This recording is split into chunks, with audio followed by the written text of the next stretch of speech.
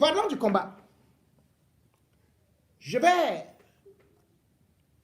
revenir, ou bien je vais aborder le sujet des enseignants qui justement aussi sont dans la détresse.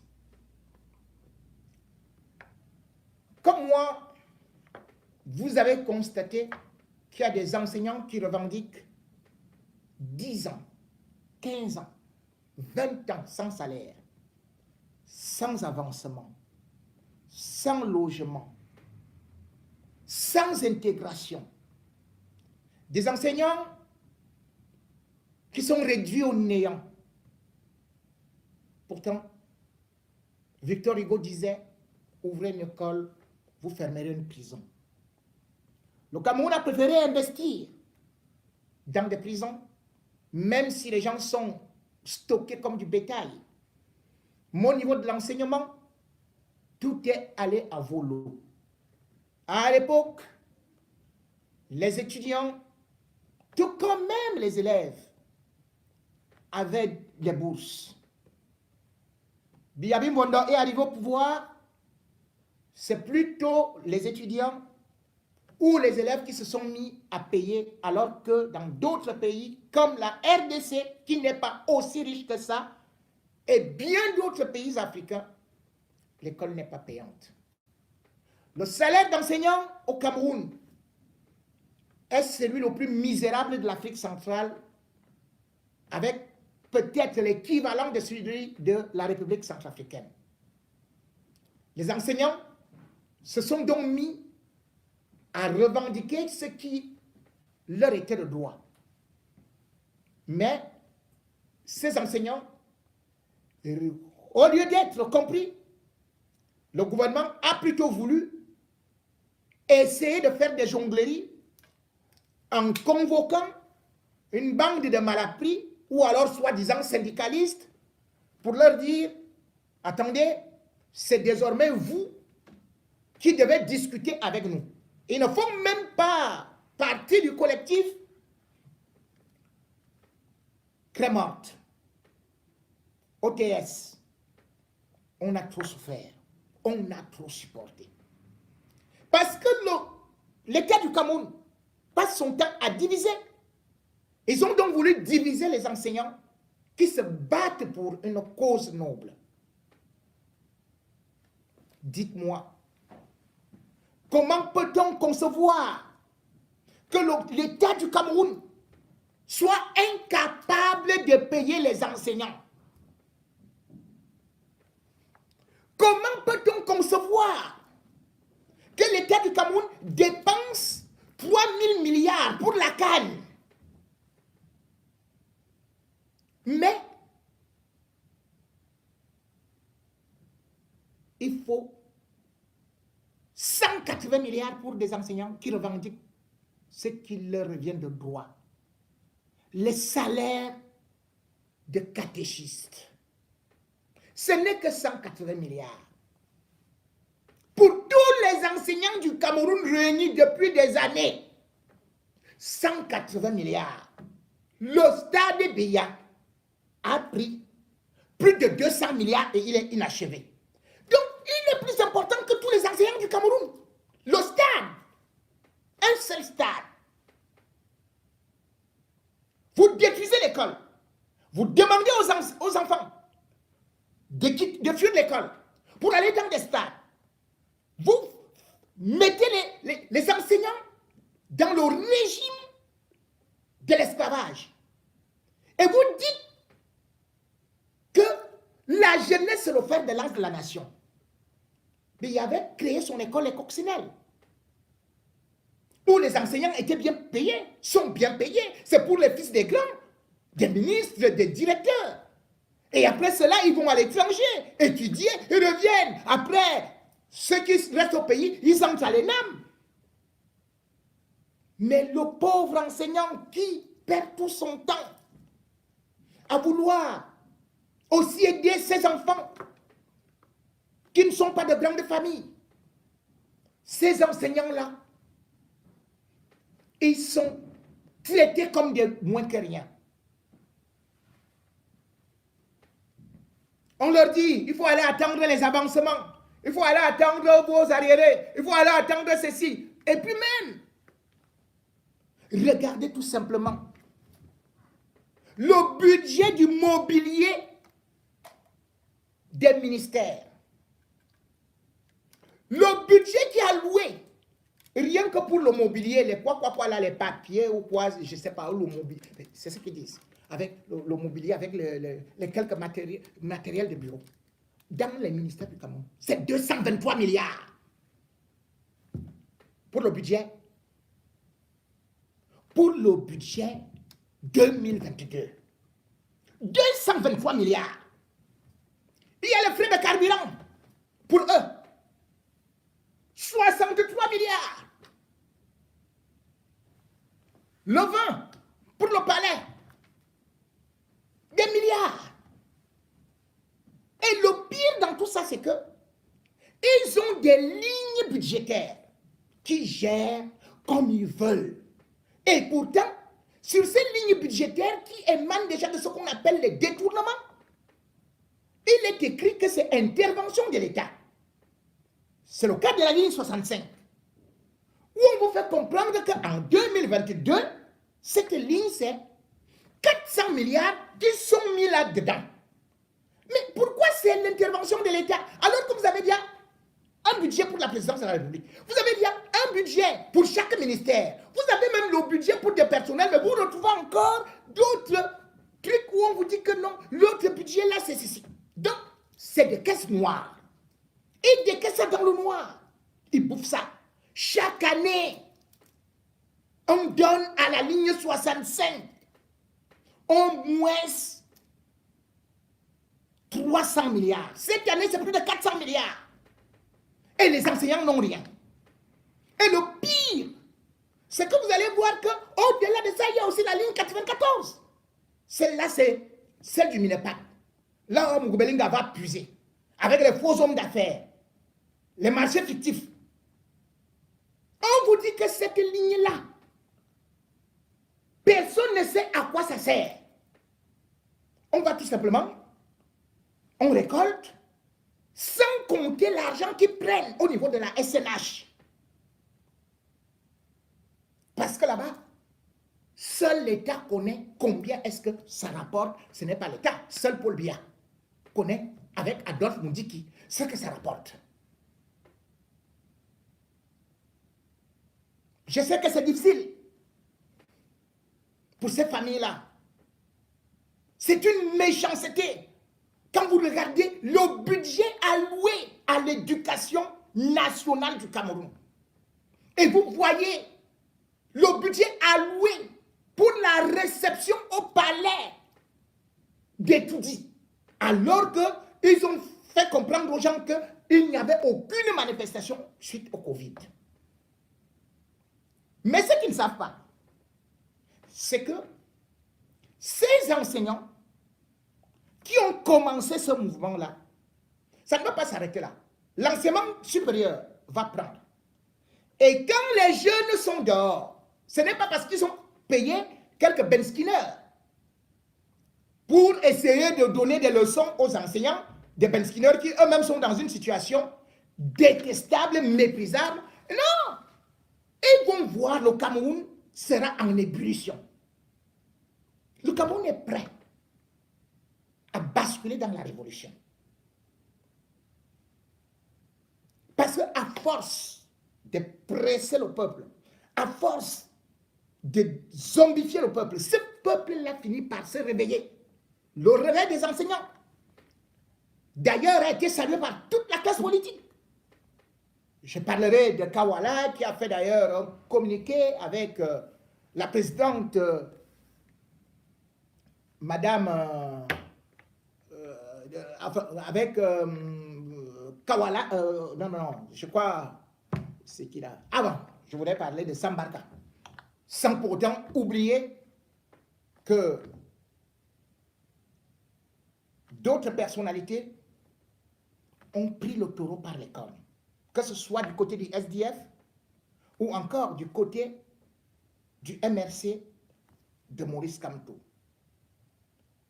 Ces formations politiques soutiennent les enseignants et demandent à l'État du Cameroun de pouvoir régler ce problème.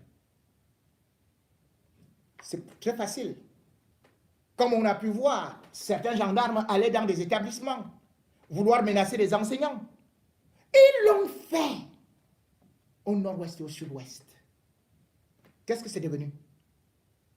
C'est comme ça que la guerre a commencé, non? Merci pour ceux qui nous rejoignent après autant de difficultés sur Facebook. Mais les enseignants doivent être ce qu'on appelle une locomotive. Les autres doivent suivre. On ne peut pas être dans un pays où certains volent. Certains bouffent tout. Et les autres, on vous dit, non, restez tout simplement là, croisez les bras. Ou alors, si vous voulez manifester, on vous met en prison. Comme les militants du MRC. Le problème, c'est que, contrairement aux enseignants où il y a la solidarité, il n'y a pas eu de solidarité concernant les prisonniers du MRC qui sont abandonnés en prison. J'ai été surpris que Beno Bouba Maïgari invite Maurice Kamto au niveau du 7e congrès de l'UNDP. On peut applaudir. J'ai suivi l'intervention de Maurice Kamto qui a dit qu'il n'avait pas prévu un discours parce qu'il a été surpris par cette invitation et surtout, il n'a pas manqué de signaler que le MRC est ouvert à d'autres partis politiques et que le MRC pouvait même collaborer avec le RDPC parce que le futur Cameroun se fera avec tous les Camerounais. Très belle approche. Mais en même temps, il a glissé un tacle en parlant justement des militants du MRC qui sont en prison parce qu'ils ont demandé la fin de la guerre dans les régions anglophones. Bien qu'applaudi, bien que tendant la main à Beno Bouba Maïgari, il a aussi glissé ce tacle. Depuis que les militants du MRC sont emprisonnés, avez-vous entendu Beno Bouba et l'UNDP dire non? Depuis que les enseignants pleurent, avez-vous entendu Beno Bouba parler? Non. Beno Bouba peut-il donc véritablement changer? Voilà quelqu'un qu'on disait qu'il est de l'opposition et qui maintenant cumule des fonctions de ministre d'État d'Aïdjo à Port-Bia.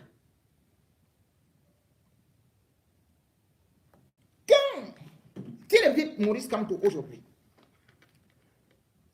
je suis sceptique. J'ai vu des gens féliciter cela, mais moi, je revisite l'histoire. Je n'ai pas de trouble de mémoire. Parce qu'un soir, on ne peut pas changer le charbon pour qu'il devienne blanc. On ne peut pas changer le corbeau pour qu'il devienne colombe. Beno Bouba a joué des rôles qui ont été très négatifs pour l'opposition du Cameroun et même pour le changement. Et d'ailleurs, il est beaucoup plus connu comme étant un agent de la trahison. Pourquoi? Parce que beaucoup d'espoir était fondé sur lui. Mais il a déçu, préférant lui-même son bien-être qu'au bien-être des Camerounais et même de sa région d'origine. Quand on parle du Grand Nord qui est délaissé, qui devrait être le premier à parler du Grand Nord, c'est Beno Bouba. Quand on parle de l'opposition émiettée. On va accuser Frundi. Mais le premier à trahir l'opposition, c'était qui? C'est Bello Bouba. Ne l'oublions pas, Frundi n'a jamais été ministre d'État. Bello Bouba est ministre d'État. Et ça, c'est depuis pratiquement, on peut dire, quand? Les années 80, 82.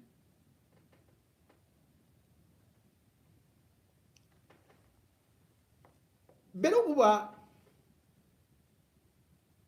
est l'incarnation de ce qu'on peut dire ceux-là qui n'aiment pas le changement. Je suis désolé de le dire, mais c'est la réalité. Bello Bouba est président de l'UNDP depuis 92, ou c'est 29 ans. Donc, il n'y a pas un autre président. Ce n'est pas Biabissa. Quel est ce parti où on ne connaît qu'un président et qui va mourir président? Et si on arrive à l'élection, est-ce que Bello Bouba peut accepter, laisser ou soutenir Maurice Kamto? Il va plutôt dire à Maurice Kamto, soutiens-moi puisque moi je suis né président, je vais mourir président. C'est ça, c'est comme Paul Biya. Et c'est pour ça qu'ils s'entendent. Et pourtant, ils étaient des ennemis. Ahidjo est quitté du pouvoir, il avait 58 ans. Il a fait nommer Bello Bouba Premier ministre quand Bello Bouba avait 35 ans. Regardons comment, avant d'y arriver, comment est-ce que lui-même il a trahi Ahidjo. En 72, entre 72 et 75, Ahidjo avait nommé Bello Bouba secrétaire général des forces armées. Et puis, de 75 à 82, il a été secrétaire général adjoint à la présidence de la République. Avec rang de ministre. Puis devient même, plus tard, ce qu'on va appeler ministre de l'économie et du plan. Donc, Ahidjo comptait beaucoup sur Bello Bouba. Mais quand Ahidjo décide de quitter le pouvoir pour le passer gratuitement à Paul Biya après avoir modifié la Constitution, mais qu'est-ce qui va se passer? Il va demander à Paul Biya de prendre Bello Bouba. Bello Bouba devient donc Premier ministre. Passant ce temps, Ahidjo l'avait déjà nommé dans le gouvernement du 7 janvier 1982. Il est propulsé à la demande d'Ahidjo parce que Bello Bouba voulait devenir président. Ahidjo dit non. C'est pas comme ça qu'on gère un pays. Que parce que je suis du Grand Nord, tu es du Grand Nord, tu es musulman, je suis musulman, puis je te donne le pays. C'est pas bien. L'alliance Nord-Sud se crée donc. Et Ahidjo dit à Biya, tu laisses Bello Bouba là comme Premier ministre. Mais lorsqu'il faut se débarrasser d'Ahidjo, qui a créé des problèmes? C'est Bello Bouba. Parce que Bello Bouba, Ahidjo, lui, n'était pas là, il était dans sa résidence. Mais en 83, alors qu'il venait à peine de franchir ses 8 mois au gouvernement, allez, il travaille avec Paul Biya au secrétariat général. Paul Biya l'a appelé et discute pendant plus d'1 heure. Ah, comment va le travail du gouvernement et tout, et tout, et tout, et tout. Il finit de parler avec Paul Biya. Quand il tourne le dos, il arrive à la maison, il apprend que Paul Biya a fait le remaniement. Paul Biya ne lui avait rien dit, hein. Il est Premier ministre. On change le secrétaire général, on change ceci, on change cela. C'est là où il court avec les nordistes pour aller dire à Ahidjo que Biya nous a trahis, il n'a pas confiance en nous, on va tous démissionner, les nordistes. Et Ahidjo va refuser en disant, je ne voudrais pas qu'on déstabilise Biya, qu'on déstabilise les institutions maintenant sous prétexte que les nordistes et tout. Ahidjo était s'en va au Grand Nord et envoie encore un message à Bello Bouba de ne pas démissionner. Mais Biya va monter autre chose, c'est-à-dire ce qu'il va appeler le coup d'État. Parce qu'il vire Bello Bouba du gouvernement. Et puis il va inventer un coup d'État que, voilà, Ahidjo, avec les salades pour son garde du corps, on voulait faire un coup d'État. Je ne parle pas du coup d'État de 82, hein. Nous sommes en 83, en août. C'est là où Ahidjo sera condamné par contumace. On dit qu'Ahidjo a fui. Alors qu'Ahidjo était parti du Cameroun avec une équipe gouvernementale, c'est-à-dire que, et au-delà de ça, la sécurité, il venait se soigner à Nice, à l'hôpital de Nice. Il était accompagné. Et tout le monde l'a vu monter dans l'avion Cameroun Airlines. Au Cameroun, ils ont commencé à dire que Ahidjo a fui. Ahidjo a voulu tuer tel. Ahidjo a fait ceci, il a fait cela. Mais par la suite, ce sont ces Bello Bouba qui vont se réunir avec certains officiers de la garde présidentielle, soit disant qu'ils voulaient renverser. Nous sommes déjà en 82. Nous sommes déjà en 84.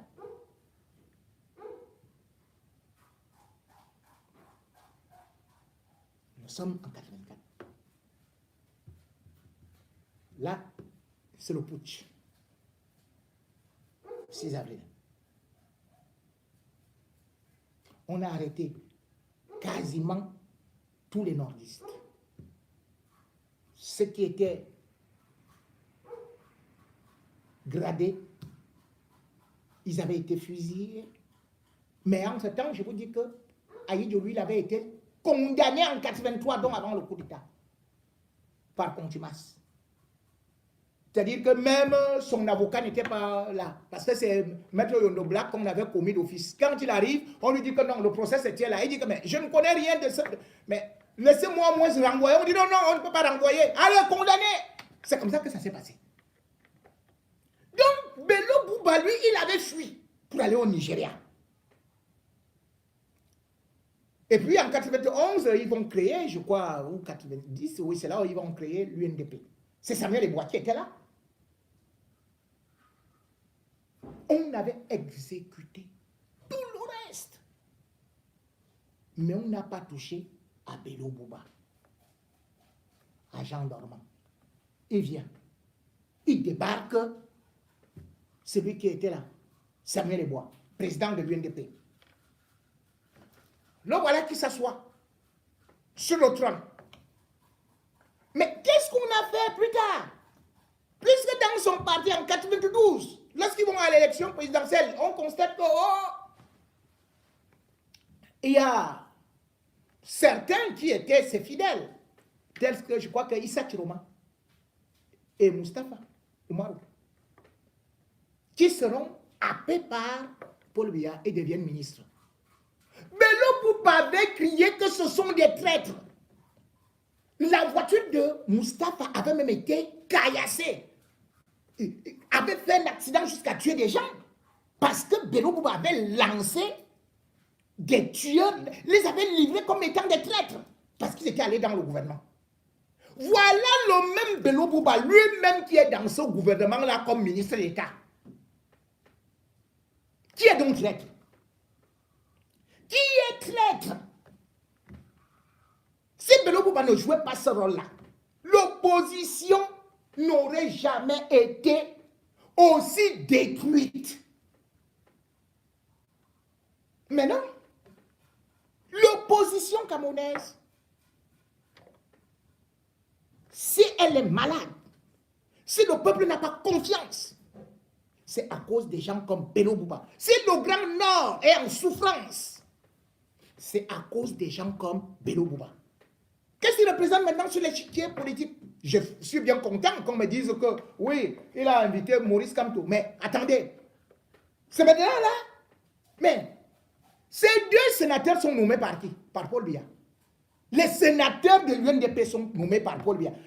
Bello Boua lui-même, il est nommé par qui? Paul Biya. C'est l'opposant, ça. Mais c'est le RDPC bis. Moi, j'ai lu un congrès du RDPC. C'est le RDPC, invite Maurice Kamto maintenant. Bon, ok, il n'y a pas de souci. Mais là, ce n'est pas l'opposition. Oui, c'est vrai que sur le nombre de députés, là, il a quand même 5 ans. Mais c'est malheureux par rapport à ce que la confiance que les gens faisaient à l'UNDP. Et quand on voit le Grand Nord, il a 5 députés sur toute l'étendue du territoire. Sur 180. 5. Il a combien de maires? Je crois 17 sur 360. L'opposition doit se reconstruire. Et les Bello Bouba doivent être les premiers à dire nous avons fait notre temps. Il est temps que nous laissions aussi nos enfants, les jeunes de maintenant, occuper des loges, les premières loges, voulais-je dire, et non les loges maçonniques. Il est temps qu'on apprenne à prendre la retraite. Mais non, où sont les 1,7 milliard que tu as reçus pour le Covid? Il n'y a pas. Tu as rendu compte à qui? À personne. Tu n'as pas assez mangé. Et il te faut encore quoi? Il n'y a pas d'autres gens dans le Grand Nord. Laisse aussi d'autres émerger, même dans ton parti politique. Prends comme toi aujourd'hui, moi je connais les embrassades là. Quand Bello Bouba t'embrasse avec sa gandoura là, il t'avale comme le cobra. Et je crois que Maurice Kamto saura, voulais-je dire, éviter de tomber dans n'importe quel piège. C'est pas parce que le Cameroun doit être dirigé par tous les Camerounais. Même en France, il y a des partis d'opposition et des partis au pouvoir. Il y a parfois des alliances contre nature. Si Bello Bouba est un opposant, s'il n'est plus avec le RDPC, on peut le comprendre. Mais pour l'instant, étant au pouvoir, comme vous l'avez dit, Maurice Kamto, monsieur Maurice Kamto, vos militants sont en prison. Vous ne pouvez même pas organiser un congrès comme lui, Bello Bouba, a organisé. Dès que vous tentez, on vient, on vous arrête. Vous ne pouvez même pas faire des dédicaces de votre livre. Dès que vous tentez, on vous arrête. Mais Bello Bouba, lui, il utilise votre image pour se redonner un lustre. Est-ce qu'on l'a arrêté? Est-ce qu'on l'a perturbé? Son congrès. Son congrès, qu'il soit déclaré ou pas, vous ne verrez jamais un sous-préfet l'interdire. Mais vous osez. Vous allez voir que non seulement il ne sera pas là, mais au-delà de ça, ça n'aura jamais lieu. On veut des dirigeants qui portent les revendications du peuple. On veut des dirigeants qui veulent le changement dans des mentalités et qui sont prêts aussi à assumer, comme Ayitio l'a fait à 58 ans, en libérant le trône. Même dans l'opposition, quand on est président ad vitam aeternam, on doit être combattu. Bello Bouba n'est pas le seul qui devrait diriger l'UNDP. Il s'est séparé de Bédigui, il s'est séparé de tel, il s'est séparé de tel autre. Et rien que parce qu'il doit régner comme Paul Biya, il n'y a pas de successeur, il n'y a pas d'héritier, il n'y a que Bello Bouba, Bello Bouba, Bello Bouba, Bello Bouba, Maïgari, Mangari, Gari. C'est quoi ça? Mais non. J'ai dit non. Stop là. Je ne suis pas là. Ce n'est pas que c'est un super mauvais ministre, non. C'est que je ne vois pas son efficacité. Je ne vois pas les résultats au ministère du Tourisme. Je ne vois pas les résultats au niveau de l'UNDP qui ne parvient pas à s'imposer depuis longtemps, alors qu'il a une grande base électorale, même s'il faut seulement dire régionale. Mais le travail qu'il fait est un peu décevant. Peut-être que, comme l'apôtre Paul, il pourra changer. Et peut-être nous conduire vers les pistes du paradis. Qui sait? Aujourd'hui, c'est aujourd'hui. Mais demain, on peut bien voir des gens reconvertis.